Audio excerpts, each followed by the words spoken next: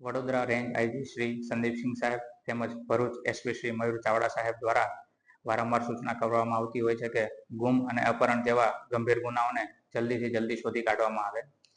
જે અન્વયે તારીખ 15/5/2025 રોજ ભરૂચ સી ડિવિઝન ખાતે એક ગુનો નોંધવામાં આવે છે, જેની અંદર એવું જણાવવામાં આવે છે કે કોઈ તુલસીધામ ચોકડી ભરૂચ ખાતેથી બે અજાણ્યા ઈસમો દ્વારા બોલેરો ગાડી લઈને આવે છે અને જેમાં એક વ્યક્તિ કે જેનું નામ છે જનાર્દનભાઈ રાજભર કે જેમનું અપહરણ કરી અને તે બોલેરો ગાડીની અંદર ક્યાંક લઈ જવામાં આવે છે।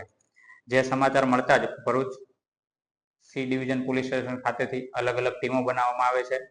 જે ટીમોની અંદર કેટલીક ટીમ છે જે શોધખોળ કરવામાં આવે છે, સીસીટીવી જોવામાં આવે છે, ટેકનિકલ સર્વેલન્સ તેમજ મોબાઈલ કે ટેકનિકલ ડેટા એનાલિસિસની મદદથી તેની શોધખોળમાં લાગી જાય છે। કેટલોક સમય જતા સીસીટીવીની અંદર એવું જોવા મળે છે કે જે બોલેરો ગાડી છે તેનો નંબર છે GJ20CA6568, જેની શોધ કરતા અંતે એવું જણાય આવે છે કે આરોપીઓ જે છે તે દાહોદ ખાતે હોય તેવું લાગે છે, જેમાંથી ભરૂચની એક ટીમ જે છે દાહોદ ખાતે જાય છે અને ત્યાં જેનું અપહરણ થયેલ છે તે વ્યક્તિને સહી સલામત રીતે પકડી લે છે અને આરોપીઓ જે છે કમલેશભાઈ માનજીભાઈ પુરા અને સરવીન ઉર્ફે શ્રવણભાઈ કે જે બંને દાહોદના વતનીઓ છે તે બંને આરોપીઓની તાત્કાલિક ધરપકડ કરી અને આગળ કાયદેસરની કાર્યવાહી ચાલુ કરેલ છે। સર, આ અપહરણ પાછળનું કારણ શું?